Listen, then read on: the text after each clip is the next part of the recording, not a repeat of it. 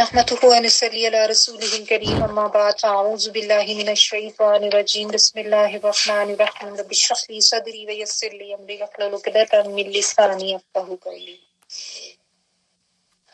اللهم ارزقني تفكرا وتدبرا بما يتلوه لساني من كتابك والفهم له والمعرفة بما والنظر في عجائبه والأمل بذلك ما بقيت إنك على كل شيء قدير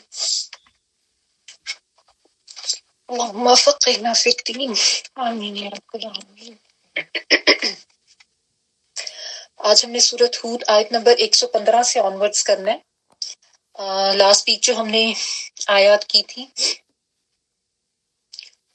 ان کا تھوڑا سا خلاصہ دیکھ لیتے ہیں۔ ہم نے لاسٹ ویک آیت نمبر 96 سے کیا تھا، اور اس میں جو ہے حضرت موسیٰ علیہ السلام کے حوالے سے بہت مختصراً ہم نے دیکھا تھا کہ اللہ سبحانہ تعالیٰ نے فرمایا کہ اللہ تعالیٰ نے ان کو آیات دیں، کھلی دلیل دیں، اور اس کے ساتھ موسیٰ علیہ السلام کو جو کہ یہاں پہ ذکر تو نہیں ہے لیکن ساتھ ان کے بھائی حضرت ہارون علیہ السلام بھی تھے، ان کو فرعون اور اس کے سرداروں کے پاس بھیجا اپنا دین دے کے اور حق بات بتانے کے لیے۔ لیکن جو فرعون اور اس کا جو سارا لاؤ لشکر اور جو آل فرعون ان سب نے انکار کیا حق بات کا، اور انہوں نے فرعون کے ہی حکم کی پیروی کی، جو کہ بالعموم ایک رویہ ہر دور میں رہا ہے کہ حق بتانے والے کی آواز جو ہے اس کو بند کیا جاتا ہے، اس کو جھٹلایا جاتا ہے، اور جو بھی دنیا پرست لوگ ہوتے ہیں وہ باطل حکمرانوں یا باطل طاقتوں کے پیچھے جاتے ہیں، خواہ نظر بھی آ رہا ہو کہ وہ غلط کر رہے ہیں۔ تو اللہ سبحانہ تعالیٰ نے اسی لیے انجام بتا دیا کہ فرعون جو ہے وہ جہنم میں بھی اسی طرح قیادت کرے گا، جو لوگ اس کے پیچھے لگے ہوئے تھے وہ آخرت میں برا انجام پائیں گے، جہنم میں داخل ہوں گے، اور اس کے اور اس کے لشکر کے پیچھے دنیا میں بھی لعنت لگا دی گئی اور آخرت میں بھی لعنت ہے۔ پھر اللہ سبحانہ تعالیٰ نے بتایا کہ کتنی بری ہے یہ کتنا برا عطیہ یا کتنا برا انعام ہے جو ان کو دیا جانے والا ہے۔ یہ اسی لیے فرمایا گیا کہ لوگ اس طرح کی حرکت کرتے ہوئے سیکھیں، سمجھیں، غور کریں، آنکھیں کھول کے اپنی زندگی گزاریں کہ کس کو فالو کر رہے ہیں اور اس کا کیا نقصان ہو سکتا ہے۔ پھر اللہ سبحانہ تعالیٰ نے نبی صلی اللہ علیہ وآلہ وسلم کو بتایا کہ یہ خبریں ہماری طرف سے یعنی اللہ کی طرف سے آپ کو دی جاتی ہیں، اللہ تعالیٰ اس کو بیان کرتے ہیں، کچھ بستیاں باقی ہیں، کچھ ختم ہو چکی ہیں، اور اللہ سبحانہ تعالیٰ کی طرف سے ان قوموں پر، ان بستیوں پر ظلم نہیں کیا گیا، انہوں نے اپنی جانوں پر خود ظلم کیا، وہ سرکشی کرتے، وہ شرک کرتے، نافرمانیاں کرتے اور سمجھانے پر نہیں مانتے تھے۔ تو اللہ سبحانہ تعالیٰ نے فرمایا کہ جو بھی ان کے الہ تھے وہ پھر جب اللہ کی پکڑ آئی تو وہ الہ تو ان کو نہیں بچا سکے۔ تو اس سے بھی یہی سبق ہے کہ جھوٹے معبود اور جھوٹے الہوں کے پیچھے جانا اور شیطان کی پیروی کرنا، یہ سب چیزیں انسان کو دنیا میں وقتی فائدہ تو دے سکتی ہیں اور انسان کو بڑی اٹریکٹیو بھی لگ رہی ہوتی ہیں، لیکن جب اللہ کی پکڑ آئے تو ایسا کچھ بھی کوئی بھی ان میں سے بچا نہیں سکتا، اور وہ ہلاکت میں ہی پھر آگے جاتے ہیں۔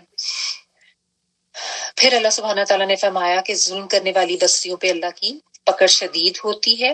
لیکن اس میں نشانی انہی لوگوں کے لیے ہے جن میں کوئی اللہ کا تقویٰ ہوتا ہے، جو اللہ سے ڈرتے ہیں اور آخرت کے عذاب کا جن کو خوف ہوتا ہے۔ ٹھیک ہے، تو یہ بھی اسی لیے بار بار بات یاد دلائی جاتی ہے آخرت کے حوالے سے، تاکہ انسان اس دنیا میں غفلت کی زندگی نہ گزارے، الرٹ ہو کے آنکھیں کھول کے زندگی گزارے،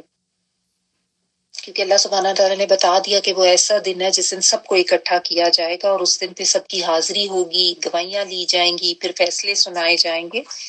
لیکن چونکہ یہ بار بار پوچھتے تھے کہ وہ دن کب آئے گا، لے آؤ اس کو، تو اس کا جواب بھی دے دیا گیا کہ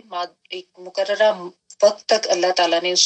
اس دن کو رکھا ہوا ہے، مؤخر کیا ہوا ہے، اور جب وہ دن آئے گا، لیکن اس کا علم جو ہے وہ اللہ سبحانہ تعالیٰ کے علاوہ کسی کو نہیں ہے، لیکن جس دن وہ آ جائے گا تو اس دن کوئی بھی اللہ کے اذن کے بغیر بول بھی نہیں سکے گا، کلام بھی نہیں کر سکے گا۔ پھر شقیوں سعید کے بارے میں بھی بتایا کہ اس دن کچھ لوگ بدبخت ہوں گے، کچھ خوشبخت ہوں گے، اور ان کا انجام کار کیا ہوگا۔ جو بدبخت لوگ ہوں گے جنہوں نے اپنی جانوں پر ظلم کیا اس دنیا میں، اور دنیا کے لیے زندگی گزاری تو آخرت میں ان کا معاملہ یہ ہوگا کہ وہ ہمیشہ پھر آگ میں ہی رہیں گے. ما دامت السماوات والارض الا ما شاء ربک، یعنی جب تک ہمیشگی کا ہی یہ مفہوم دیتا ہے، یعنی جب تک قائم ہے آسمان اور زمین. ہاں اگر اللہ تعالیٰ کی کوئی مرضی ہوئی یا اذن ہوا، جو کہ ہمیں پتہ چلتا ہے کہ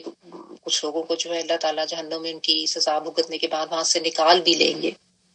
پھر ان کو جنت میں بھی بھیج دیا جائے گا، کیونکہ ان ربک فعال لما یرید، تیرا رب جو ہے وہ جو بھی چاہے وہ کر سکتا ہے. اللہ تو ہر چیز پر قادر ہے.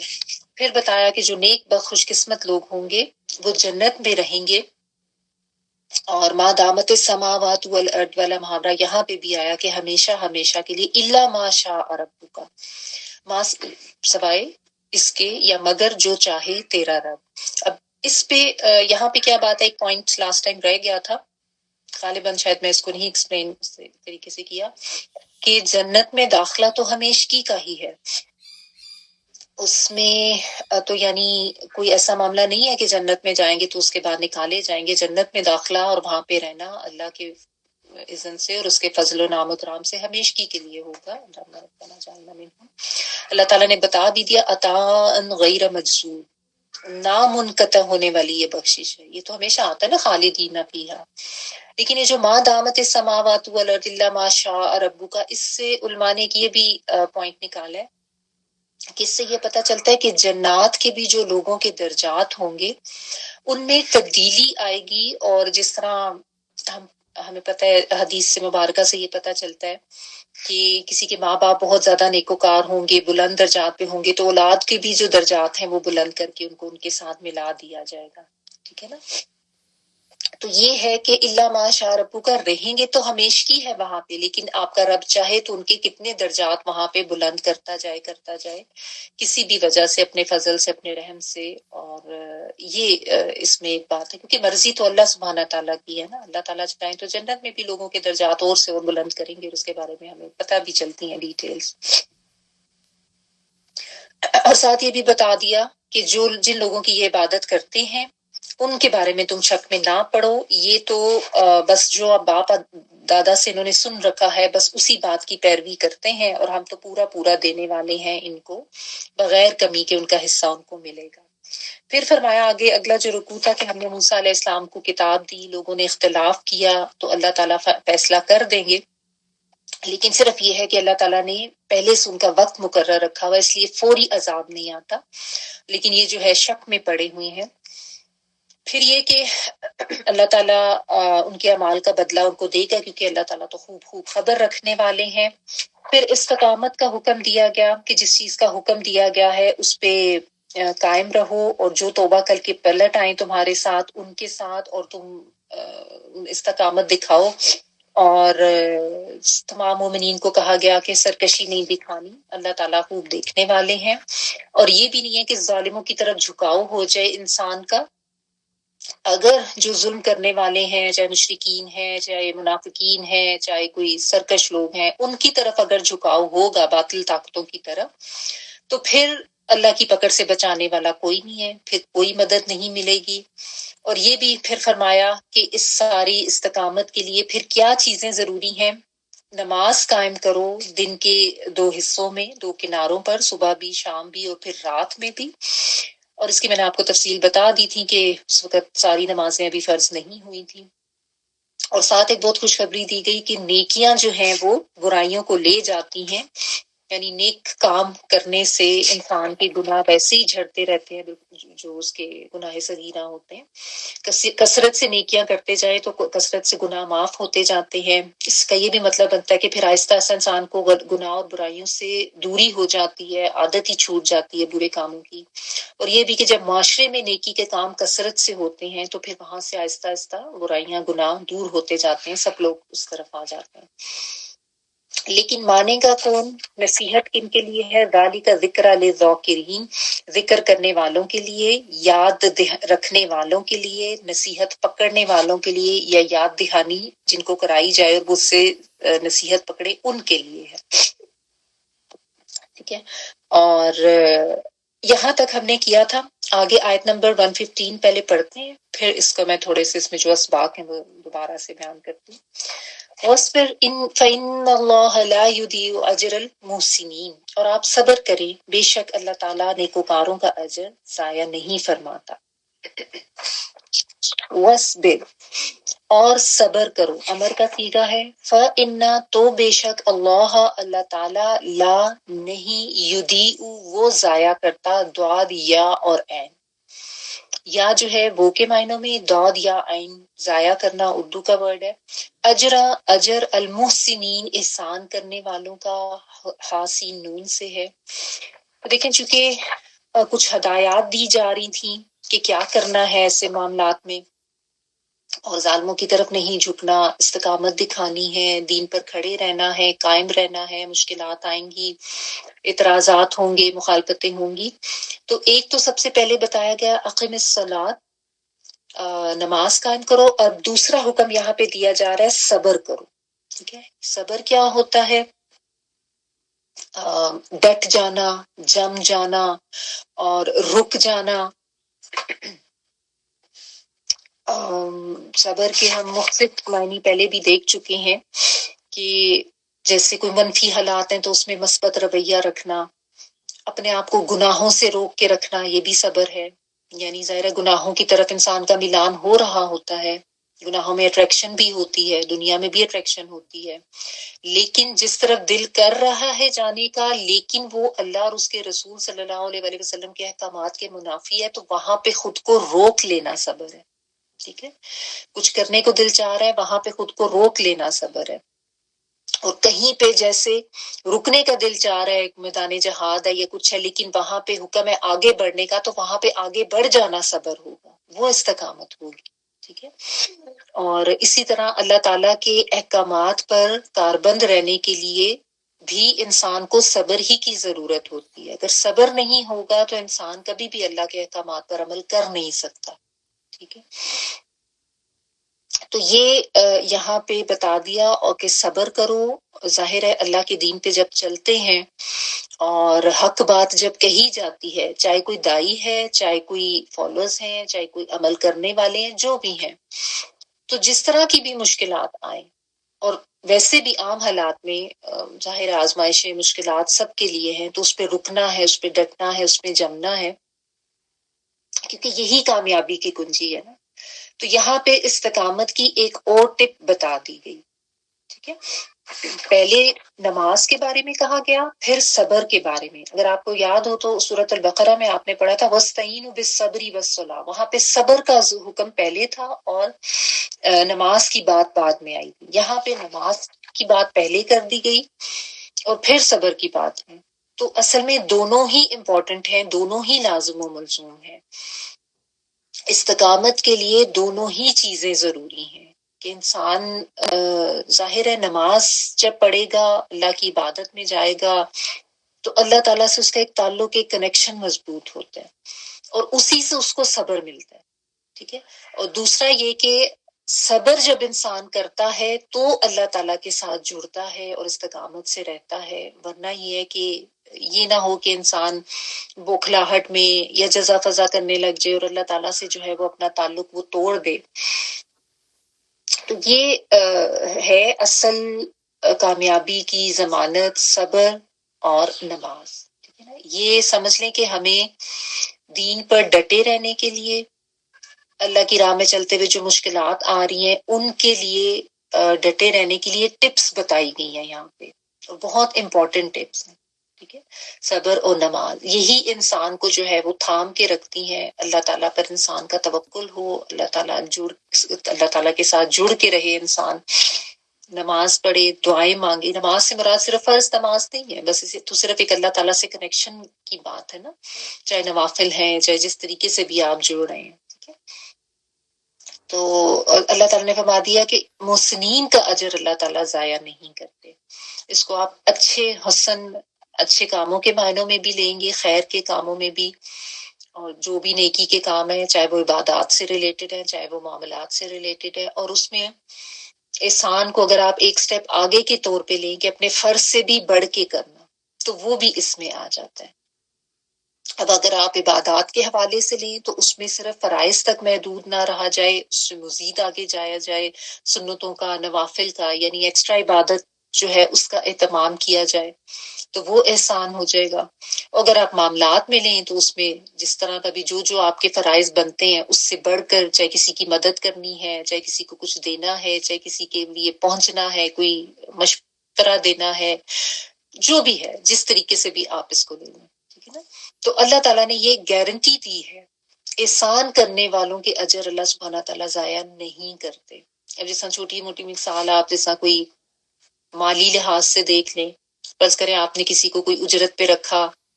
$100 $200 جتنے بھی آپ نے اس کو دینے تھے، یا 5-6 ہزار جو بھی، لیکن جب آپ نے اس کی اجرت دینی تھی آپ نے اس کو 100-200 ایکسٹرا پکڑا دیا، ٹھیک ہے، تو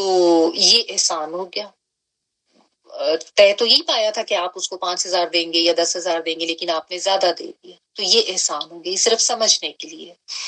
اپنے لیے کم پہ راضی ہو جائیں اور دیتے ہوئے زیادہ کر دے دیں، یعنی اپنا درجن جو ہے نا وہ 13 کا کر لیں، اس طرح بات تو ہم نے سنا ہی ہوگا، اشفاق احمد کی بات ہے۔ تو اب یہی ہے کہ انسان اس سے یہ سیکھے کہ اپنی زندگی میں جو ہے نا وہ بس وہ یعنی 1-to-1 اور بالکل برابر برابر کی بیسس پہ نہ رہا جائے، جس نے اتنا کیا ہے میں نے اس کے ساتھ اتنا کرنا ہے، میں نے اس کے ساتھ بس برابر برابر کا معاملہ رکھنا ہے، نہیں، ہمیں محسنین کی صف میں شامل ہونے کی کوشش کرنی ہے اگر ہم اللہ تعالیٰ سے اجر لینا چاہتے ہیں، اور اللہ تعالیٰ کی طرف سے یہ بات گارنٹیڈ ہے، اللہ تعالیٰ محسنین کے اجر ضائع نہیں کرتے۔ ہاں، اب وہ اجر آپ کو کس صورت میں ملتا ہے واللہ تعالیٰ عالم۔ آپ کی دنیا میں زندگی میں آسانی ہوتی ہے، آپ کے لیے آخرت میں اجر سٹور ہوتا ہے، آپ کی مشکلات دور ہوتی ہیں، آپ کی دعائیں قبول ہوتی ہیں، آپ کو نیکیوں کی مزید توفیق ملتی ہے۔ یہ تو اللہ سبحانہ تعالیٰ کا اپنا طریقہ کار ہے نا اجر دینے کا، اور اللہ تعالیٰ کے پاس تو اجر کی کمی نہیں ہے، ٹھیک ہے۔ تو یہ جو 2 اہم ٹپس بتائی گئی ہیں نا، ان کو اچھی طرح سے سمجھ لینا چاہیے استقامت دین پہ دکھانے کے لیے۔ اب اگر یہ جو آیت نمبر 110 سے لے کر آیت نمبر 115 تک، اس میں جو اسباق ہیں ان کو ہم تھوڑا سا خلاصہ کر لیتے ہیں۔ آیت نمبر 110 سٹارٹ ہو رہی ہے وَلَقَدْ آتَيْنَا مُوسَى الْكِتَابَ فَاخْتُلِفَ فِيهِ، کہ اللہ سبحانہ تعالیٰ نے حضرت موسیٰ علیہ السلام اور ان کی قوم کی مثال دے کے سمجھایا کہ ہم نے تو ان کو کتاب دی تھی لیکن انہوں نے اختلاف کیا اور وہ شک میں پڑ گئے۔ تو یہ ایک بہت اہم بات، اس سے ایک سبق ملتا ہے کہ اللہ سبحانہ تعالیٰ نے ہمیں بھی حاملین کتاب بنایا، الحمدللہ ثم الحمدللہ، جس پہ ہم شکر تو ادا کرتے ہیں، لیکن مسئلہ یہی ہے کہ آج امت مسلمہ اور جو ہے نا وہ بھی اختلاف کا شکار ہو چکی ہے، اور اختلاف جو ہے نا وہ دین کی جڑ کاٹنے والی چیز ہے، اور انسان کو اصل فوکس سے ہٹا کے، اصل دین سے ہٹا کے غلط کاموں میں اور مقابلے بازی میں اور تکبر میں مبتلا کرنے والی چیز ہے اختلاف جو ہے۔ تو اس سے بچنا ہے، اور اس کا سب سے بہترین طریقہ یہ ہے کہ قرآن حکیم کو مضبوطی سے تھام لیں، یعنی تھام لینے کا مقصد یہی ہے کہ اس کے ساتھ جڑ جائیں۔ جب اس کو صحیح طریقے سے سمجھ کے پڑھیں گے اور پھر اس میں کوئی شک بھی نہ ہو، ایک دوسری اہم چیز جو بنی اسرائیل کی بتائے گی کہ وہ شک میں پڑے رہتے تھے، حضرت موسیٰ علیہ السلام کے بعد آنے والے نبی کو بھی انہوں نے نہیں مانا، نبی صلی اللہ علیہ وسلم کو بھی نہیں مانا، مطلب حضرت عیسیٰ علیہ السلام اور ان کا دونوں کا انکار کیا۔ پھر دین کے مختلف احکامات پر بھی ان کو یقین نہیں ہوتا تھا، اسی لیے تو تبدیلیاں کرتے گئے نا، اور اپنی مرضی سے دین کے احکامات انہوں نے تبدیل کر لیے، لفظی تحریف بھی کر دی، معنوی تحریف بھی کر دی۔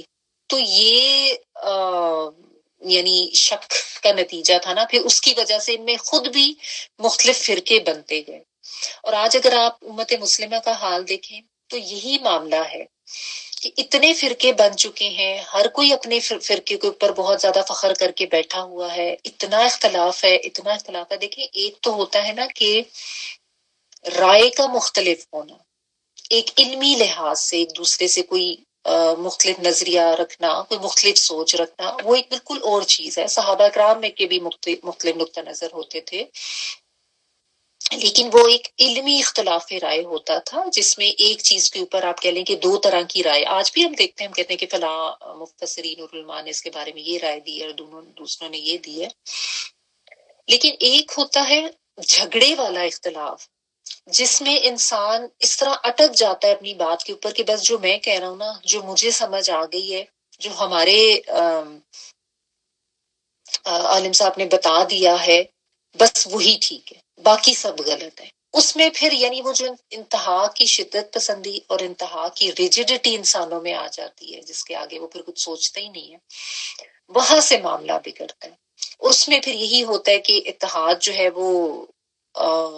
پارا پارا ہوتا ہے، جو کہ آج مسلم امہ کا ہو چکا ہوا ہے. آپ دیکھیں اتنی فرقہ واریت ہے، اور ایسے ایک دوسرے کی جان کے دشمن کی جان کی بھی کوئی قدر و قیمت نہیں ہے، یعنی مرنے مارنے پہ اتر آتے ہیں. تو یہاں پہ یہ جو بتایا جا رہا ہے نا کہ حضرت موسیٰ علیہ السلام کو کتاب دی اور ان کی قوم نے جو اس میں شک میں بھی پڑے اور اس میں اختلاف بھی کیا، یہ بہت اہم بات ہے سمجھنے کی، کہ اس سے سبق یہی ملتا ہے کہ اپنا فوکس درست رکھیں. ایک اللہ، ایک اس کا رسول صلی اللہ علیہ وسلم، ان کی بات، ان کے احکامات، ایک یہ قرآن، اور سب اگر اس کو سمجھ کے پڑھ لیں تو سب کو پتہ چل جائے کہ بنیاد تو ایک ہی ہے نا. تو اس طرح کی شدت پسندی اور جھگڑے کی کوئی گنجائش تو رہی نہیں جاتی. اور یہ تو اللہ تعالیٰ کی طرف سے ایک طرح کی کرس ہے، ایک طرح کی سزا ہے کہ اس طریقے سے. اور ہوتا یہی ہے کہ دین کو سمجھ کے پڑھا نہیں جاتا، بس وہ دیکھا دیکھی کہ یہ ہمارا تعلق، چونکہ میں دیوبندی خاندان میں پیدا ہوں تو میں نے اسی فرقے کو فالو کرنا ہے، چونکہ میں بریلوی گھرانے میں پیدا ہوں تو میرا وہی فرقہ ہے، بغیر جانے بغیر سوچے کہ ہم قرآن مجید کو تو کھول کے پڑھیں کہ اس میں ہمیں کیا بتایا جا رہا ہے. ہم لوگ اس کے علاوہ جو دیوبندی اہل جو مطلب جو وہ فرقہ ہے ان کی جو کتابیں ہیں، یا جو بریلوی حضرات ہیں، وہ اپنے ان حضرات کی کتابیں تو ضرور پڑھیں گے اور اسی کے مطابق چلیں گے. قرآن کو سمجھ کے پڑھنے یا اپنے دین کو سمجھ کے پڑھنے کی طرف لوگ آتے نہیں. اور اسی لیے یہ آج جو اللہ تعالیٰ معاف کرے جو اتنا شرازہ بکھرا ہوا ہے، اور جو حال امت مسلمہ کا ہو چکا ہے، اور ہر جگہ پہ ہی ہے، صرف ہمارے ملک میں نہیں ہے، اور جگہوں پر بھی ہے.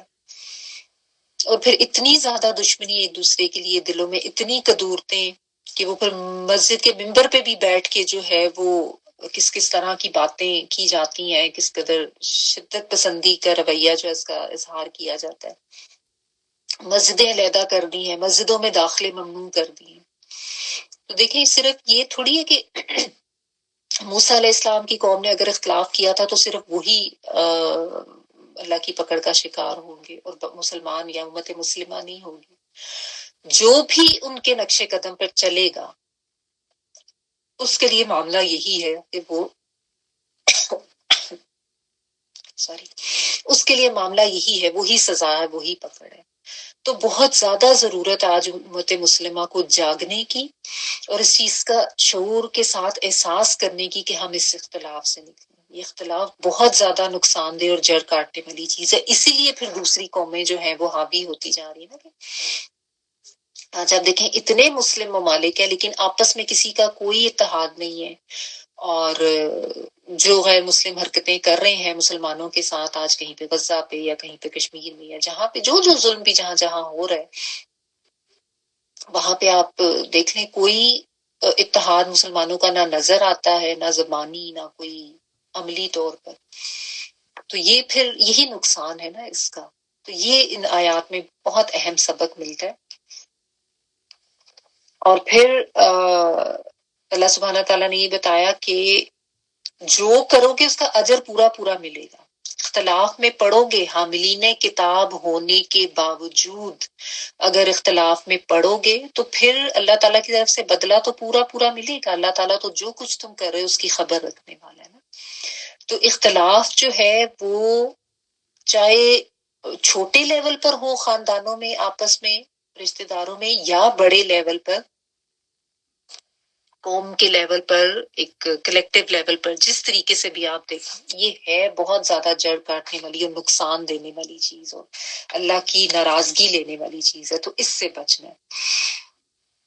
اور پھر جو سبق ملتا ہے کہ استقامت دکھانی ہے، قائم رہنا ہے، اور اس کا مطلب یہ بھی ہے کہ افراط و تفرید سے بڑھ کے جو سیدھا راستہ ایک بتایا نا اسی پہ چلنا ہے، یہ بھی استقامت میں آتا ہے۔ ایک تو جم کے رہنا ہے، ڈٹ کے رہنا ہے، اور دوسرا یہ کہ ادھر ادھر نہیں نکل جانا کہ کہیں پہ عقائد جو ہیں اس کے معاملے میں غلف کا شکار ہو گئے تو کہیں پہ دوسرے معاملات وغیرہ میں غلف کا شکار ہو گئے، یہ بھی جو ہے استقامت میں نہیں آتا۔ لیکن یہ بھی تبھی ہوگا نا جب دین کو سمجھ کے پڑھیں گے، کچھ پتا ہوگا کہ کیا کرنا ہے کیا نہیں کرنا، ٹھیک ہے۔ اور جو اللہ سبحانہ تعالیٰ کی طرف سے حکم دیا گیا، اگرچہ یہ حکم تو نبی صلی اللہ علیہ وسلم کو خطاب تو ان کو ہے، لیکن حکم تو سب کو دیا جا رہا ہے نا۔ اور یہ کہ جو توبہ کر کے پلٹ آئے، یہاں پہ توبہ کی بھی اہمیت پتہ چلتی ہے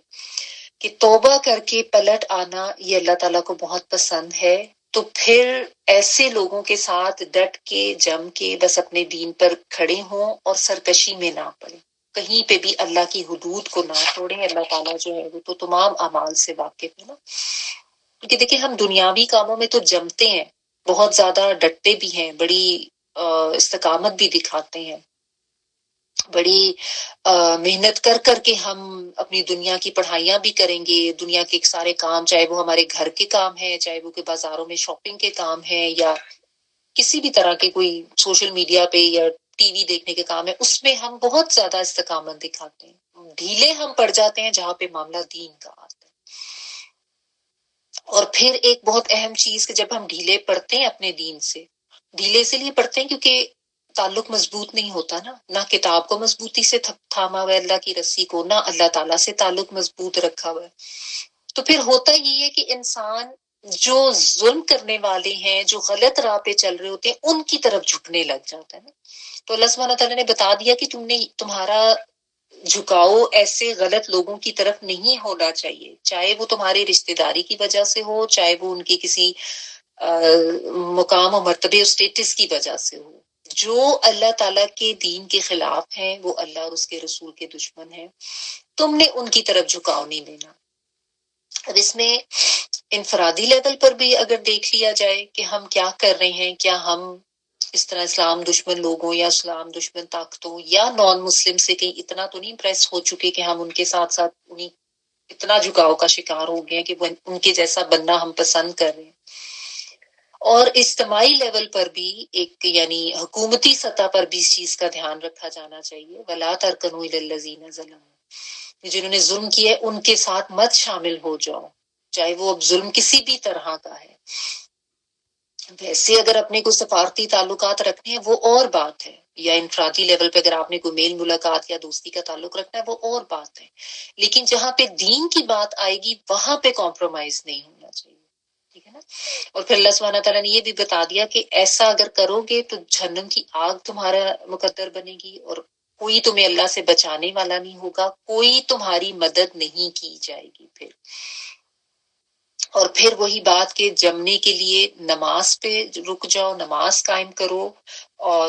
یہ بھی نہیں کہ بس ایک پڑھ لی دوسری چھوڑ دی، ایسے نہیں، نماز پہ بھی استقامت پابندی سے ساری نمازیں پڑھنی ہے، ہر روز پڑھنی ہے، اور یہ بھی کہ اس میں بھی پھر محسنین بننے کی کوشش کریں، اس میں بھی آگے جانے کی کوشش کریں، محض فرائض تک نہ رہیں۔ یہ ساری چیزیں جو ہے نا انسان کو دین پہ استقامت دیتی ہیں، اللہ سے تعلق بھی مضبوط کرتی ہیں، اور دین کا فہم اور سمجھ حاصل کرنے میں بھی ظاہرہ یہ معاون ثابت ہوتی ہے، کیونکہ صبر کی ضرورت ہوتی ہے نا، تو صبر بھی اور نماز بھی، ان دونوں ٹپس کو لے کے استقامت دکھانی، ٹھیک ہے۔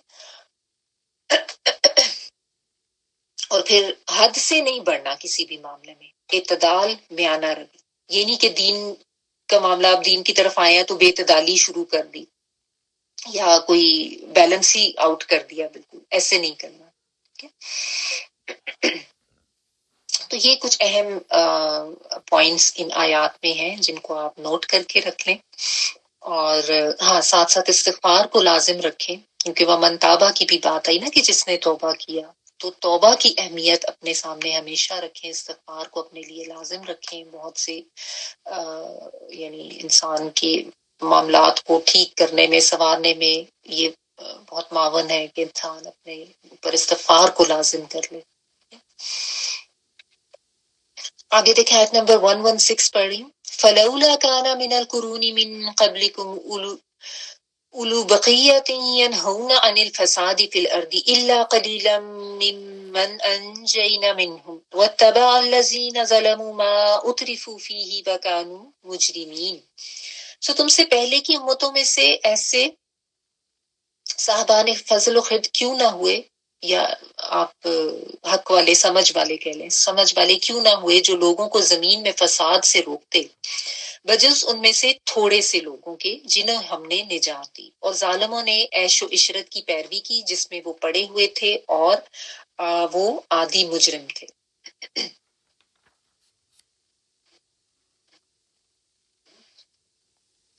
فَلَوْلَا تو کیوں نہ، کانا ہوئے، من القرونی کرن کی جمع، قوموں میں سے، زمانوں میں سے. کرن جو ہے وہ زمانہ وغیرہ کے لیے آتا ہے، ایک دور کے لوگ جو ہوتے ہیں، تو اس کی جمع کرون، یعنی مختلف زمانوں میں سے یا مختلف قوموں میں سے آپ کہہ لیں. من قبلکم تم سے پہلے، اولو بقیتن، اولو جو ہے وہ آپ کو پتہ ہے وعدہ والے کے لیے آتا ہے، اور بقیتن جو ہے باقی رہنے سے ہے، باقاف یا باقی رہنے والے. اس سے مراد جو ہے وہ صاحب فضل و عقل، صاحب عقل و خرد آپ کہہ لیں، دانش مند، سمجھ والے، حق بات کہنے والے، اصلاح کرنے والے. اس میں مختلف معنی شاید آپ کے پاس مختلف ترجمے ہو تو مختلف طریقے سے آپ کو اس کو ملے. ابھی اس کو میں ایکسپلین کرتی ہوں. ینہونا وہ روکتے، جو روکتے، یا وہ کے معنوں میں نون ہا یا نہیں، منع کرنا، روکنا، واو نون پلورل کا، انل فسادی فساد سے، ٹھیک ہے، فساد اور دال، فی الارضی زمین میں، الا ما سوائے، قلیلاً قاف لام لا بہت تھوڑے، ممن ان میں سے جن کو انجینا نجات دی ہم نے، نون جیم واو اور پھر نون الف لا ہم کے لیے، من ہم ان میں سے، من سے اور ہم ان سے. واتبع الذین اور اتباع کیا، پیروی کی، تابعین الذین ان لوگوں نے، ظلموا جنہوں نے ظلم کیا. کس کی پیروی کی؟ ما اترفو ان کی جو دولت دیے گئے تھے یا جو عیش و عشرت میں رکھے گئے تھے. یہ تا را اور فا روٹ ورڈ ہوتا ہے اس کا، ترکن جو ہے نا عیش و عشرت، مال و دولت، فراخی اس میں آتا ہے. تو مترفین جو ہے وہ لوگ جو ایلیٹ کلاس آپ کہہ لیں، جو مالدار لوگ ہوتے ہیں، دولت مند. تو اتریفو جو دولت دیے گئے، ٹھیک ہے، یعنی جن کو عیش و عشرت دی گئی. فی ہی اس میں، وہ کانو اور تھے وہ، مجرمین مجرم، جرم کرنے والے، جیم را اور میم. تو یہاں پہ اللہ سبحانہ تعالیٰ نے یہ کہا کہ تم لوگوں میں سے جو قومیں جو پیچھے گزری ہیں، جو زمانے پیچھے گزری ہیں تم سے پہلے، ان میں سے کیوں کوئی عقل والے، دانش مند لوگ، کوئی سمجھ والے، کوئی حق پہ بات کرنے والے یا اصلاح کرنے والے لوگ کیوں نہیں ہوئے تھے. یعنی جیسے ہم کہتے ہیں نا کہ کوئی بچے کچے بھی ایسے نہیں تھے جن میں کوئی عقل بچی ہوئی ہوتی، کوئی باقی ماندہ عقل ہوتی. یعنی کہا یہ جا رہا ہے کہ جو ان قوموں کے قصے بتائے گئے ہیں سارے، ان کی تاریخ کو اگر ہم ان پہ غور کریں، دیکھیں، تو یہی پتہ چلتا ہے کہ اللہ سبحانہ تعالیٰ کی طرف سے ان قوموں کو خوشحالی دی گئی، ان کو ترقی دی گئی، لیکن یہ اتنا مگن ہو گئے اپنی زندگیوں میں، اپنی دولت کے نشے میں، کہ وہ اللہ سبحانہ تعالیٰ کی دی ہوئی اس خوشحالی کو اپنا کام سمجھتے ہوئے، اپنی کامیابی سمجھتے ہوئے ایسے اس نشے میں مست ہو گئے کہ زمین میں فساد کرنے لگے. وہ یعنی زمین کا امن و امان برباد کرنے لگے، گناہوں میں پڑ گئے، سرکشی میں پڑ گئے. اب آپ نے پڑھ لیا نا حضرت لوط علیہ السلام اور حضرت شعیب علیہ السلام یا قوم عاد ثمود، ان سب کے بارے میں کہ کیا کیا کس قسم کے ان کا فساد تھا. اللہ تعالیٰ کی طرف سے نوازے گئے تھے بہت زیادہ، ٹھیک ہے، لیکن عیش و عشرت میں پڑے رہے، دولت کے نشے میں پڑے رہے، دنیاوی ترقی میں تو بہت آتے گئے، لیکن اپنی زندگی کے اصل مقصد کو بھول گئے، اللہ سبحانہ تعالیٰ کے ساتھ شرک کرنے لگے، یعنی اپنے خالق کو بھی بھول گئے، تو اخلاقی بگاڑ پھر ان میں اس حد تک آ گیا کہ ان میں سے کوئی بھی ایسا نہیں بچا جو ان کو ان برائیوں سے روکتا یا امر بالمعروف و نہی عن المنکر کا فریضہ جو ہے وہ سر انجام دیتا، یعنی حق بات کہنا اور برائیوں سے روکنے کا فریضہ ان لوگوں نے بالکل ہی ترک کر دیا تھا۔ تو اس لیے یہ بتایا کہ اولو بقیت کہ کوئی بھی باقی نہ رہے ان میں سے، کوئی بھی جیسے کوئی بچی کچھ ہی عقل والے بھی نہ رہے، کہ تھوڑا سا ہی کوئی اپنے عقل و دماغ سے کام لیتے، تو یہ تو فطری احکامات تھے نا، اور ان فطری احکامات کو سمجھ پاتے۔ اللہ تعالیٰ نے اچھائی برائی کی بنیادی تمیز تو انسان میں ودیت کی ہے نا، تو یہی اللہ سبحانہ تعالیٰ نے فرمایا کہ بس چند لوگوں کے علاوہ کوئی بھی اولو بقیہ نہیں تھے، کوئی بھی ایسے نہیں تھے باقی رہنے والے جن میں کوئی یہ اصلاح کی کوئی لگن ہوتی یا اس طرف وہ سوچتے۔ تو اللہ سبحانہ تعالیٰ نے بس وہ جو تھوڑے سے چنے ہوئے لوگ تھے ان کو تو بچا لیا، لیکن اتنے تھوڑے نہیں ہونے چاہیے تھے نا، زیادہ ہونے چاہیے تھے۔ اتنی زیادہ بار بار سمجھایا جا رہا ہے، احکامات دیے جا رہے ہیں، لیکن لوگ جو ہیں وہ اس کی طرف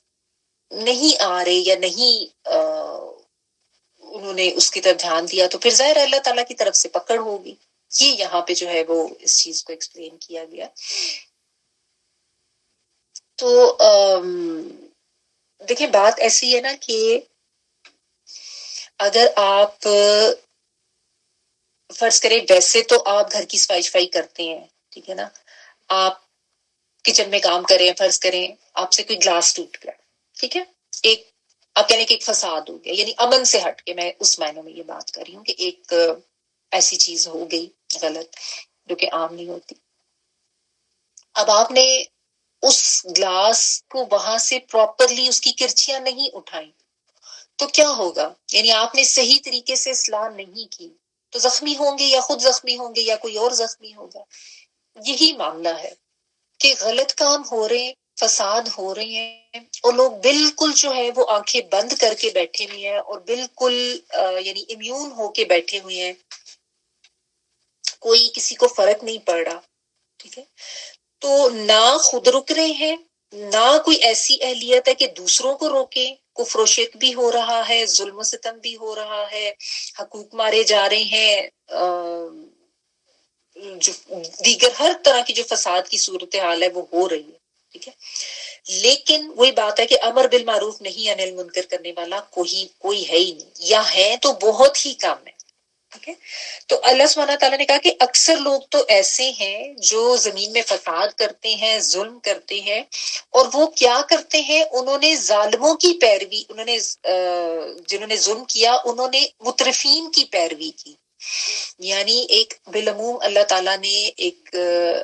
آپ کہہ دیں سوچ یا رویہ یا ایٹیٹیوڈ لوگوں کا بتا دیا۔ عموماً یہی ہوتا ہے نا کہ جو معاشرے کے ایلیٹس ہوتے ہیں، کوئی ہائی کلاس لوگ ہوتے ہیں جن کا معاشرے میں کوئی مال و دولت کی وجہ سے سٹیٹس ہوتا ہے، لوگ ان کی طرف اٹریکٹ ہوتے ہیں، ان کو فالو کرنے کی کوشش کرتے ہیں، ان کی طرح بننے کی کوشش کرتے ہیں، وہ اپنی دولت کے نشے میں گم ہوتے ہیں، ان کے پاس مال و دولت پیسہ ہوتا ہے کھانے پینے کے لیے، پہننے اوڑھنے کے لیے، شاپنگ کے لیے، بے تحاشا ان کے پاس وسائل ہیں۔ ابھی اگر آج آپ دیکھیں تو ایسا ہی ہے نا کہ دولت کی کتنی فراوانی ہے، یہ نہیں کوئی دیکھے گا کہ کس ذریعے سے کمائی گئی، حرام ذریعہ تھا، حلال ذریعہ تھا، بس کسی کے پاس دولت ہے، وہ اپنے دولت کے نشے میں مست ہے، وہ اپنی زندگی میں مگن ہے، وہ بالکل بے فکر ہے، لیکن جو دوسرے ارد گرد کے لوگ ہوں گے وہ اس سے اتنا امپریس ہوں گے کہ اس کو فالو کریں گے، اس کا جیسا بننے کی کوشش کریں گے۔ یہ چیز اللہ تعالیٰ نے یہاں پہ بتا دی۔ ایک تو یہ کہ کوئی عقل و خرد والے نہیں، کوئی امر بالمعروف نہیں انل منکر کرنے والا نہیں ہے، ساتھ یہ کہ یہ جو ظلم کرنے والے ہیں ان کا کیا مسئلہ ہے کہ وہ مترفین کی پیروی کر رہے ہیں اور وہ جرم میں پڑے ہوئے ہیں، کیونکہ مترفین جو ہے نا وہ دنیاوی اعتبار سے بہت کامیاب اور ترقی یافتہ نظر آتے ہیں نا لوگوں کو، اسی لیے تو لوگ آئیڈیلائز کرتے ہیں ان کو کہ جیسا انہوں نے پہننا ہے ہم نے بھی ویسا ہی پہننا ہے، جیسا ان کا بات کرنے کا طریقہ ہے ہم بھی وہی اپنا لیں، جیسے یہ کھانا کھاتے ہیں جس طریقے سے یہ ویکیشنز پہ جاتے ہیں ہم بھی یہی کر لیں، چاہے وہ سب حرام ہو رہا۔ آج کل ہی نہیں ہوتا یہ ان ہے یہ آؤٹ ہے، بغیر سوچے سمجھے لوگ تقلید کر رہے ہوتے ہیں، حیثیت بھی نہیں ہوتی اپنی، لیکن پھر بھی ان کے جیسا بننا جو ہے وہ بہت زیادہ اہم سمجھا جا رہا ہوتا۔ آپ دیکھ لیں نا آج کل جو سوشل میڈیا کی کچھ پرسنالٹیز ہیں، کچھ سیلیبریٹیز ہیں، کچھ فیمس نون جو لوگ ہیں، ان کے پیچھے کس طرح لوگ پاگل ہیں، چاہے وہ کوئی ڈراما آرٹسٹ یا کوئی ویسے کوئی فیشن آئیکن، یا ویسے آج کل تو سوشل میڈیا پہ بھی اتنا کچھ یہ چلا ہوا ہے، تو لوگ بغیر سوچے سمجھے ان کی تقلید کریں گے، صرف یہ کہ ان کو وہ ان کا ایک کلاس ایک سٹیٹس اور وہ نظر آ رہا ہوتا ہے کہ یہ تو بڑے مال و دولت والے عیش و عشرت والے لوگ ہیں، تو انہی سے انفلوئنس ہونا ہے اور انہی کو فالو کرنا ہے، اور بس باقی آنکھیں بند دماغ بند، کوئی عقل و شعور استعمال کرنے کی ضرورت ہی نہیں ہے۔ کیوں؟ وجہ ساری آ جا کے وہی آتی ہے کہ اپنے دین سے دوری، اپنے قرآن کو مضبوطی سے نہیں سمجھا ہوا، تو اس لیے پتہ ہی نہیں ہے کہ حرام حلال کا فرق کیا ہے، یہ لوگ جو کر رہے ہیں وہ صحیح کر رہے ہیں یا نہیں کر رہے، کہ بغیر سوچے سمجھے ان کو فالو کیا جاتا ہے۔ اللہ سبحانہ تعالیٰ نے تو پھر یہ آزادی انسان کو دی ہے نا، اس کی ڈسکریشن پہ چھوڑا ہے کہ اب وہ خود کیا کرتا ہے۔ اللہ تعالیٰ نے تو کہہ دیا انا ہدیناہ السبیل اما شاکرا و اما کبیرا، ہم نے تو سیدھا راستہ بتا دیا۔ اب آگے معاملہ جو انسان کا اپنا ہے کہ وہ شکر کرتا ہے یا کفر کرتا ہے، ٹھیک ہے، لیکن لوگوں کا یہی معاملہ ہے کہ ہر وہی کام کرنا ہے جو عمرہ کرتے ہیں، جس طریقے سے وہ پہن رہے ہیں، جس طریقے سے وہ اپنی زندگیاں گزار رہے ہیں، ہم نے بھی وہی کرنا ہے۔ اتنے انفلوئنس ہو چکی ہیں، کیوں؟ کیونکہ نظر بس دنیا کی دولت اور محبت پر ہے، ایک دنیا داری والا سب کا ایٹیٹیوڈ ہو چکا ہے۔ تو یہ پچھلی اقوام کی بات کر کے امت محمدیہ کو بھی اور رہتے یعنی جتنے بھی لوگ جو بھی جس وقت اس کو پڑھے سب کو یہی سمجھایا جا رہا ہے کہ یہ دو بہت اہم چیزیں ہیں، کہ ایک تو اصلاح کا عمل جاری رہنا چاہیے، سمجھانے والے لوگ ہونے چاہیے، حق کے لیے آواز اٹھانے والے لوگ ہونے چاہیے، ٹھیک ہے، جو کہ فساد سے روکیں، ورنہ ظاہر انسان کی غضب انسان جو اللہ کی غضب و پکڑ کا شکار ہوگا۔ اور دوسرا یہ کہ ہر کوئی اپنے اپنے لیول پر یہ ضرور چیک کرے کہ ہم کس سے انفلوئنسڈ ہیں، ہم کس کو فالو کر رہے ہیں، ہم کس کے پیچھے جا رہے ہیں۔ تو اس میں جو ہے نا یہ سوال ہر ایک کو اپنے اوپر رکھنے کی ضرورت ہے، میں کس کو اپنی زندگی میں فالو کرتی ہوں، میں کس سے امپریس ہوں، اور میرے لیے آپ کہہ لیں کہ میرا آئیڈیل کون ہے، اور صرف اپنے لیے نہیں اپنے بچوں پہ بھی چیک رکھیں، ان کو بھی دیکھیں کہ بچے کس چیز میں مبتلا ہو رہے ہیں، وہ کن سے بہت زیادہ متاثر ہو کے یا انفلوئنس ہو رہے ہیں، یا وہ کن چیزوں کی طرف جا رہے ہیں۔ تو یہ آنکھیں کھولنے کے لیے یعنی ایک آئی اوپنر جو ہے، یہ آیت جو ہے نا بہت امپورٹنٹ ہے، کہ کوئی بھی الوبکیہ نہیں تھے، کوئی بھی عقل بچی کچی عقل والے بھی نہیں تھے جن میں کوئی تھوڑی سی عقل باقی ہوتی جو کہ فساد سے روکتے، فساد پہ لڑ سے، کیونکہ دیکھیں جب بھی اللہ کے دین سے ہٹا جائے گا نا، چاہے شرک کیا جا رہا ہے، چاہے حرام کیا جا رہا ہے، چاہے کسی پہ ظلم کیا جا رہا ہے، جب بھی اللہ کے احکامات اور اللہ کے دین کی حدود توڑی جائیں گی تو فساد ہوگا، ٹھیک ہے۔ اللہ کے دین پہ چلنے سے زمین پہ امن رہتا ہے، اور وہ حدود توڑنے سے زمین پر فساد ہوتا ہے۔ تو اللہ سبحانہ تعالیٰ نے کہہ دیا ایسے لوگ ہر ان دفعہ کم ہی ہوتے تھے، ان میں بہت کم، اور جو ہوتے تھے ان کو اللہ سبحانہ تعالیٰ بچا لیتے تھے۔ تو ہمیں ان سے یہی سیکھنا ہے نا کہ اصلاح کرنے والا بننا ہے، اور اصلاح کا عمل جاری رہنا چاہیے، اور اس میں پھر ہر ایک کو اپنا اپنا حصہ ڈالنے کی ضرورت ہے نا۔ یہ تو نہیں کہ انسان بس اپنے دین تک محدود ہو کے رہ جائے اور یہ کہ بس ٹھیک ہے جو کوئی کر رہا ہے اس کو کرنے دو، جو کہ آج بالعموم ایک رویہ بن گیا ہوا۔ تو یہاں پہ دیکھیں اگلی آیت میں بھی اللہ سبحانہ تعالیٰ فرما رہے ہیں وَمَا كَانَ رَبُّكَ لِيُهْلِكَ الْقُرَىٰ بِظُلْمٍ وَأَهْلُهَا مُصْلِحُونَ، آپ کا رب ایسا نہیں کہ وہ بستیوں کو ظلم کے ساتھ ہلاک کرے، یہاں جبکہ اس کے باشندے اصلاح کرنے والے ہیں۔ وما کانا، اور نہیں ہے ربو کا رب تیرا لی یہلکا کہ وہ ہلاک کر دے، لام ذلی تاکہ یقے کے معنوں میں یا وہ کے معنوں میں ہا لام کاف ہلاک، القرا جو ہے قریت ان کی جمع بستیوں کو، بے ظلم ساتھ ظلم کے، وہ اہلھا اہل کہتے ہیں رہنے والے اس کے،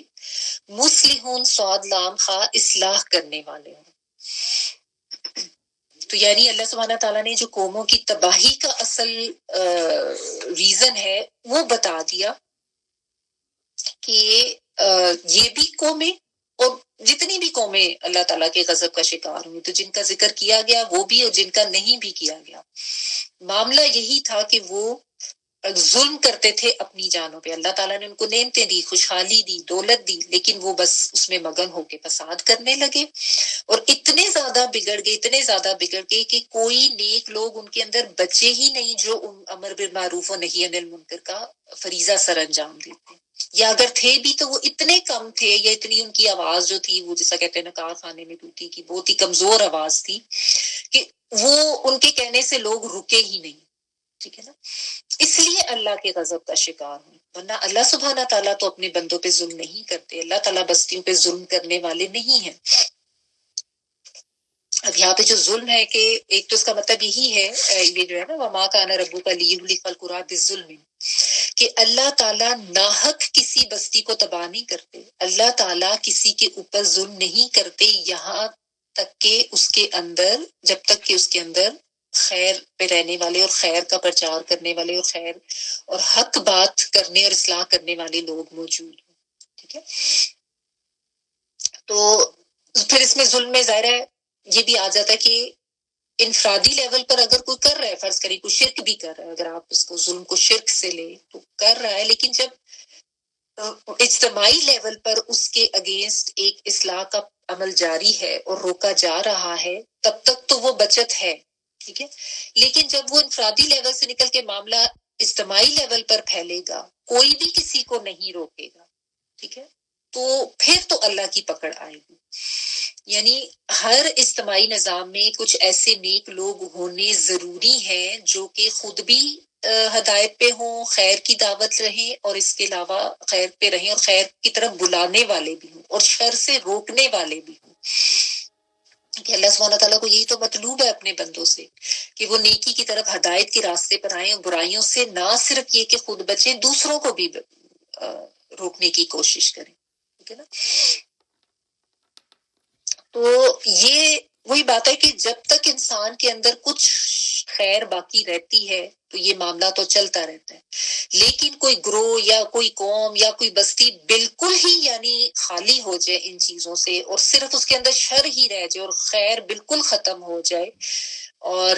بس وہ فساد ہی فساد کرنے کی طرف آگے چلتے جائیں، تو پھر تو ظاہر ہے اللہ سبحانہ تعالیٰ کی طرف سے یہ معاملہ ہوگا۔ تو پتہ یہ چلا کہ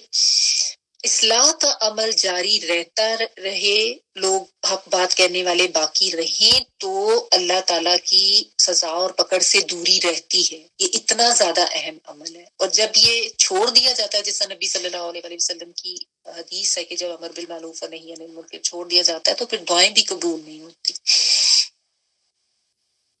تو یہی بات ہے کہ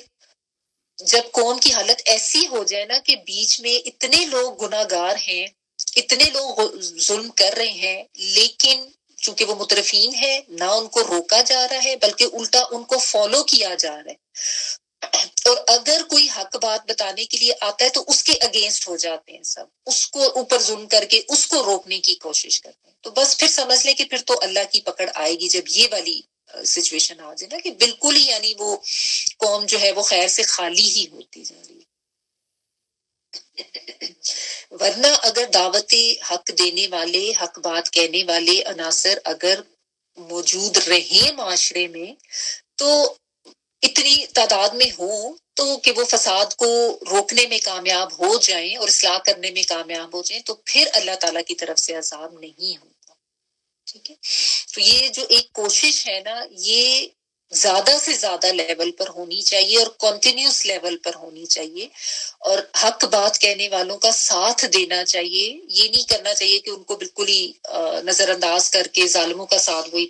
جیسا اللہ تعالیٰ نے کہا کہ تم ظالموں کے ساتھ نہ ہو جائے۔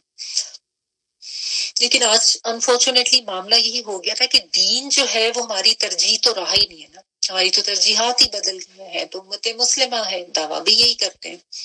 لیکن ہماری ترجیح جو ہے وہ دنیا بن گئی ہے، وہ دنیا کی آسائشیں، دنیا کی مال و دولت، اور جو اس مال و دولت میں اور عیش و عشرت میں جو آگے لوگ ہیں، جو مترفین ہیں، ہم ان کی طرف جاتے ہیں، تو اس لیے اصلاح کی طرف تو توجہ ہے ہی نہیں، اور ظالموں کو اور غلط کرنے والوں کو نہ تو کوئی روکنے والا ہے، ان کو کھلی چھوٹ دی جاتی، بلکہ الٹا ان کو پروموٹ کیا جاتا ہے، ان کو اچھا سمجھا جاتا ہے، جتنے بھی یہ مترفین ہیں، چاہے وہ جس لیول پر بھی ہیں، چاہے وہ سوشل میڈیا پر ہے، چاہے وہ حکومتی لیول پر ہے۔ اور آج کل وہی ہے نا کہ بس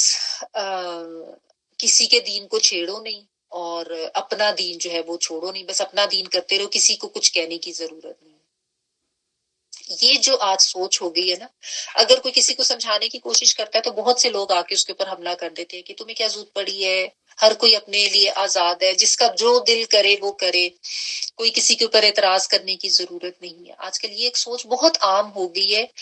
اور اس کو نا ایک یہ کہہ کے عام کیا جا رہا ہے کہ ٹالرنس ہونی چاہیے، دین کے معاملے میں ٹالرنس ہونی چاہیے۔ دیکھیں، ٹالرنس ایک اور چیز ہے، کوئی اپنے دین پہ عمل کر رہا ہے، آپ اس کے اوپر ظاہر ہے جا کے ڈنڈا لے کے نہیں کھڑے ہو جائیں گے، لیکن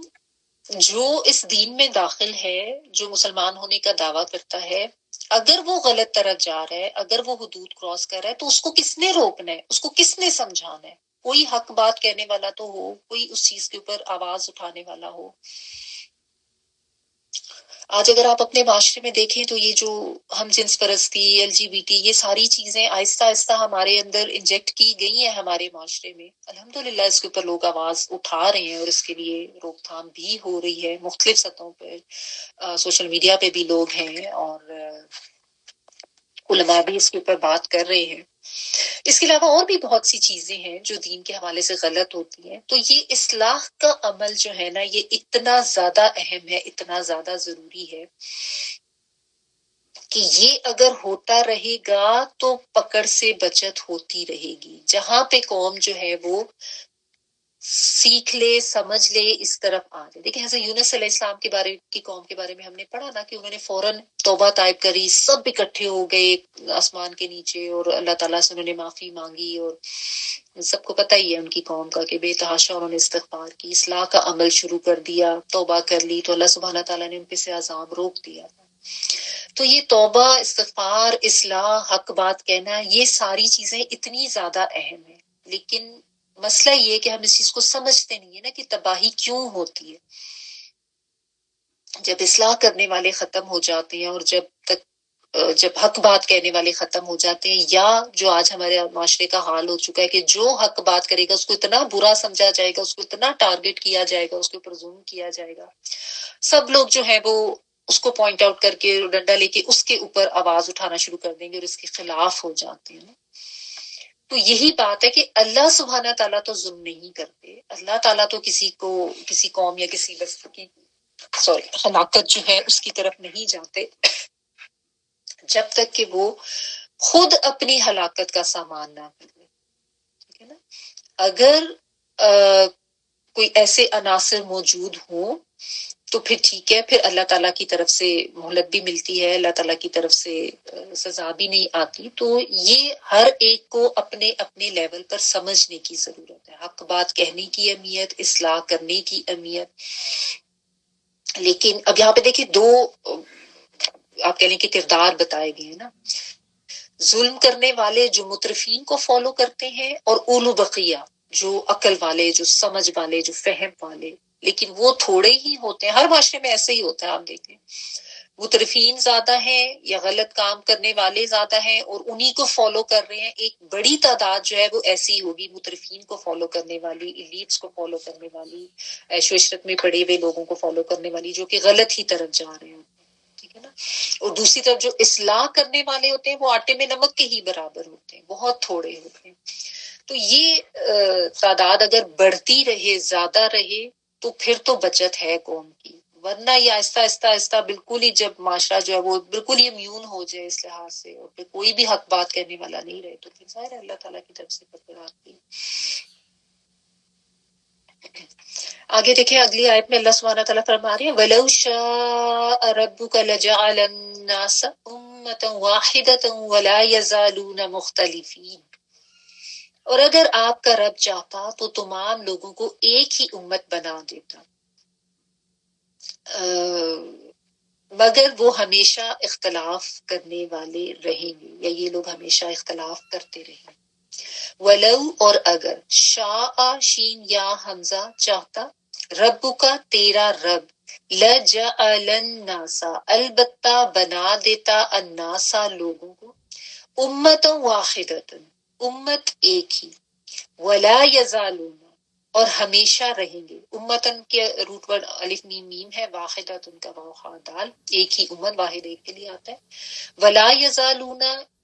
इसका एक्चुअल तर्जमा तो ये बनता है कि वो कभी नहीं जायल होंगे, लेकिन ये भी बस एक फ्रेज, एक एक्सप्रेशन इस तरह से अरबी में यूज होता है, वला यज़लून, और इसका तर्जमा जो है किया जाता है वो हमेशा रहेंगे। इसमें यानी वैसे तो एक्सप्रेशन में तो नहीं की बात है मनफी की, लेकिन जब आप इसका तर्जमा करते हैं तो वो हमेशा रहेंगे, पॉजिटिव में बात आती है, नहीं का वर्ड इसमें नहीं यूज होता तर्जमे में। वला यज़ालूना और वो हमेशा रहेंगे, क्या रहेंगे, मुख्तलिफीन इख्तलाफ करने वाले, खालाम फा। अब यहाँ पे जो है एक बहुत अहम बात अल्लाह सुब्हानहू तआला ने बता दी है कि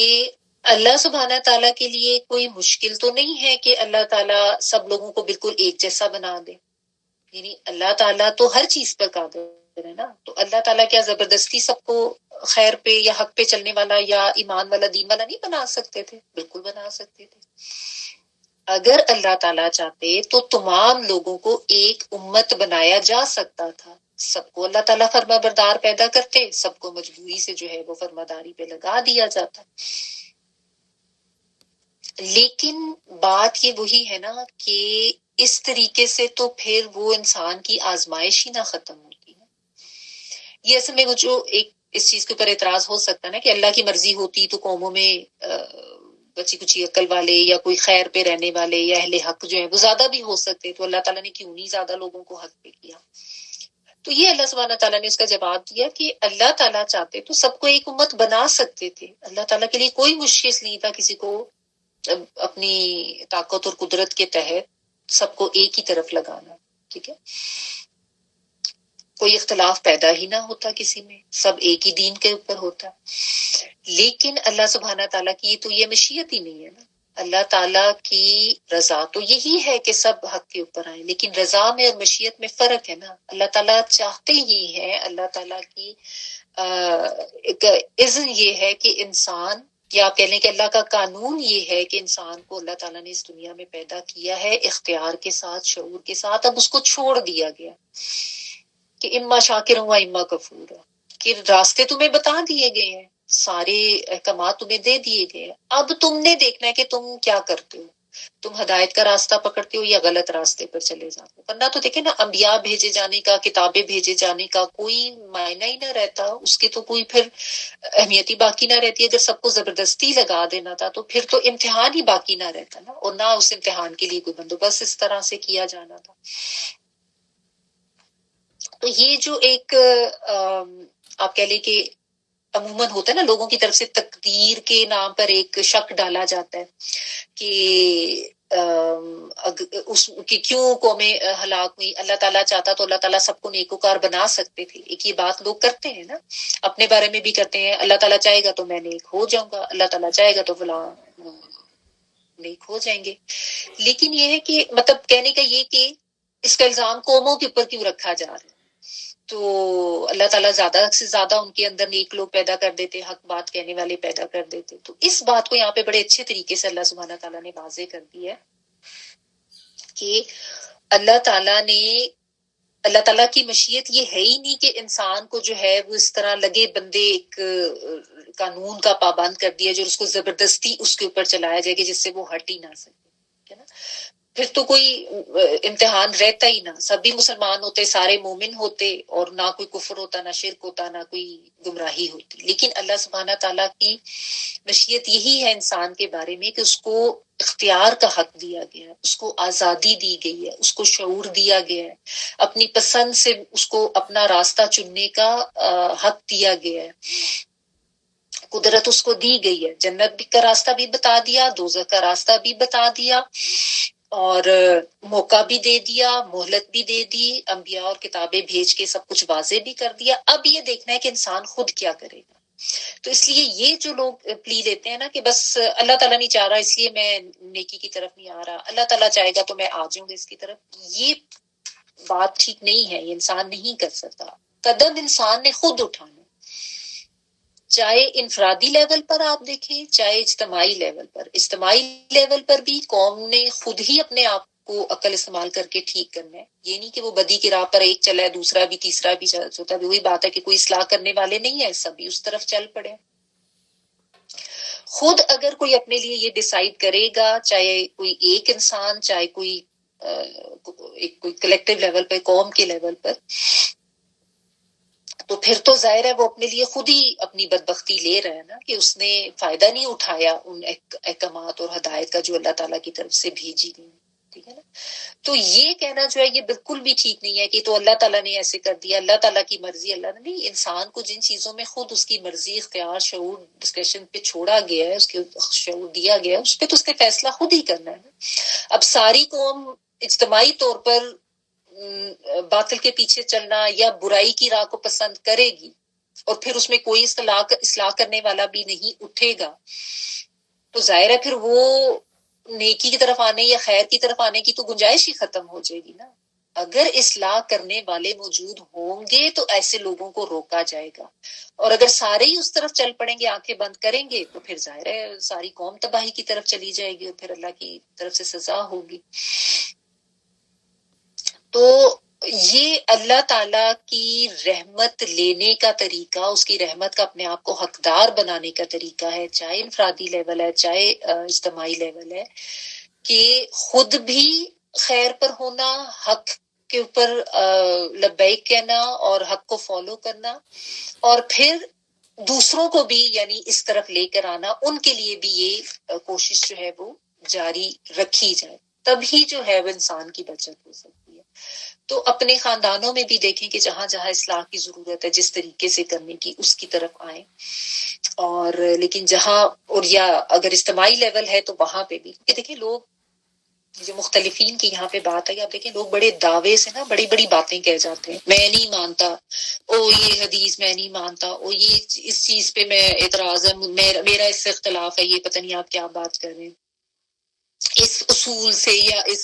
دین کی بات سے، یہ تو آج کل پریکٹیکل نہیں ہے، قابل عمل نہیں، اس طرح کی باتیں بڑے آرام سے لوگ کر دیتے ہیں، بہت بڑی جسارت کر کے۔ دیکھیں وہی بات جو ابھی کی ہے کہ رائے کا مختلف ہونا ایک اور چیز ہے، کیونکہ دیکھیں اختلاف ویسے تو اللہ سبحانہ تعالیٰ نے خود اس کائنات میں، دنیا میں ہر طرف رکھا ہے نا، مونوٹنی تو ہے ہی نہیں کہیں پہ، اب لوگوں کی شکلیں بھی ایک جیسی نہیں ہیں، قد کاٹ بھی ایک جیسے نہیں ہیں، صلاحیتیں ایک جیسی نہیں ہیں، سوچ، اہلیت، اپنی اپنی ایبلٹی سب مختلف ہے نا، تو اللہ تعالیٰ نے تو پیدا ہی اس اختلاف کے ساتھ کیا ہے۔ لیکن یہ جو ہے ایک آزمائش کے طور پہ اگر انسان اس کو لینا کہ اب اس اختلاف کو بس اسی حد تک رکھا جائے کہ ٹھیک ہے دیکھنے میں سوچنے میں لوگ مختلف ہیں، لیکن وہ اختلاف اللہ کے حکم کے ساتھ اگر کیا جائے گا، اللہ کے دین کے خلاف کھڑے ہو کے کیا جائے گا، اس کے ساتھ یعنی جسے آپ کہہ لیں کہ ہٹ دھرمی دکھائی جائے گی، اس طرح کی جسارت کی جائے گی، تو وہ تو انسان کے لیے تباہی کا ہی باعث ہے، اور یہ ہو رہا ہے۔ بڑے آرام سے اللہ سبحانہ تعالیٰ کی بتائی ہوئی حدود توڑی جا رہی ہیں، مسلم معاشرے میں بھی، ایک مسلم حکومت کے ہوتے ہوئے یا اسلامی ممالک میں بھی ایسے ایسے قوانین بھی اب آ رہے ہیں، اور ایسی ایسی باتیں بھی کی جا رہی ہیں، اور ایسے سے کام کر کے فساد فی الارض کیا جا رہا ہے، لیکن روکنے والے یا تو ہے ہی نہیں یا پھر بہت کم ہے۔ تو یہ اپنے اپنے لیول پر ہر ایک کو اپنا فریضہ سمجھ کے اس کو ادا کرنے کی ضرورت ہے کہ حق بات کہنا کتنا ضروری ہے۔ ٹھیک ہے. ظاہر ہے اس میں آپ حکمت سے کام لیں گے، ظاہر ہے اس میں آپ کو اپنا علم بھی ہونا چاہیے. دیکھیں حق بات کہنے کے لیے اپنا علم پختہ ہونا ضروری ہے، تبھی آپ دلیل کے ساتھ بات کر سکیں گے نا. تو اپنے علم کو ضرور بڑھائیں، اپنا علم جو ہے دین کے بارے میں ضرور زیادہ سے زیادہ کریں.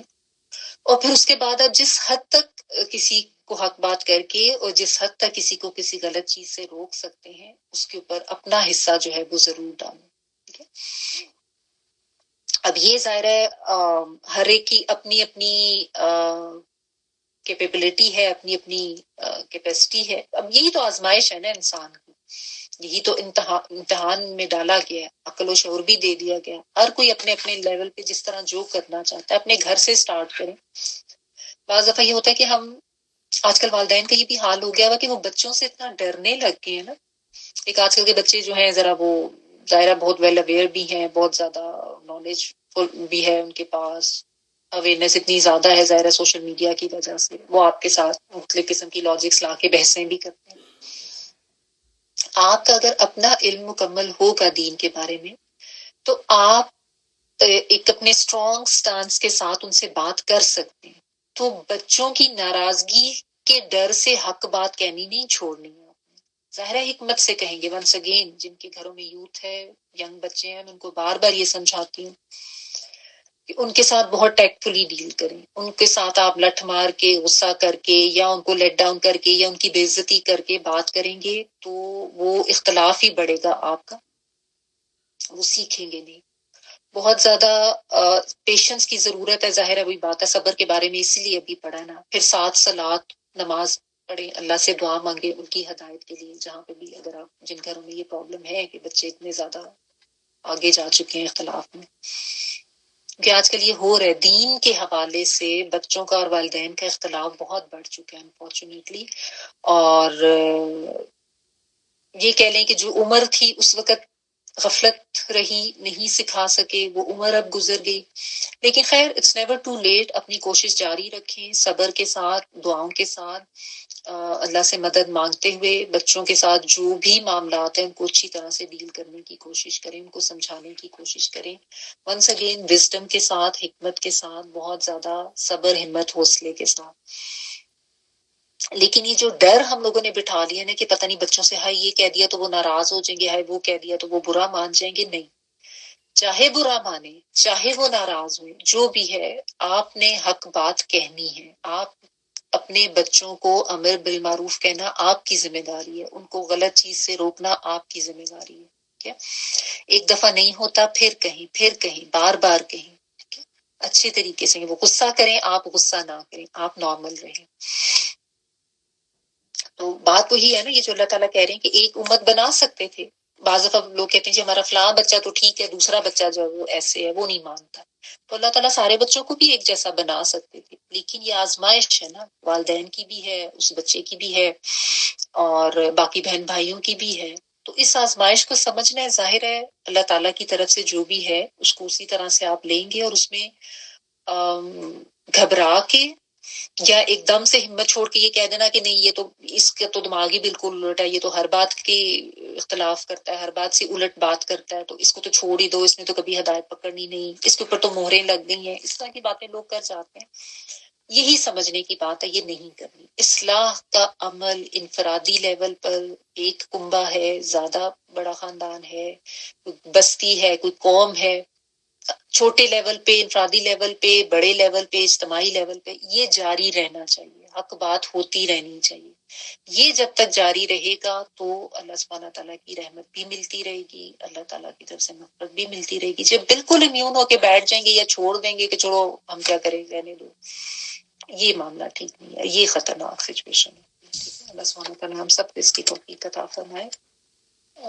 بس یہیں تک رکھتے ہیں، اس کی تلاوت سن لیتے ہیں. جی پلیز. جی ایک سیکنڈ بس میں لگا رہی ہوں.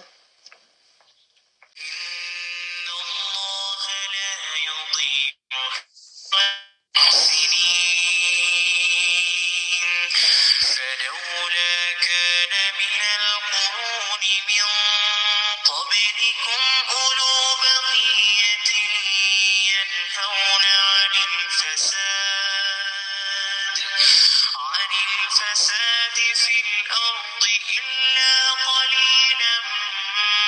ممن أنجينا منهم واتبع الذين ظلموا ما أترفوا فيه وكانوا مجرمين وما كان ربك ليهلك القرى بظلم وأهلها مصلحون ولو شاء ربك حمدك نشهد أن لا إله إلا أنت نستغفرك ونتوب إليك سبحان ربك رب العزة عما يصفون وسلام على المرسلين والحمد لله رب العالمين بارك الله لي ولكم في القرآن العظيم ونفعني وإياكم بالآيات وذكر الحكيم. دعا کر لیجیے.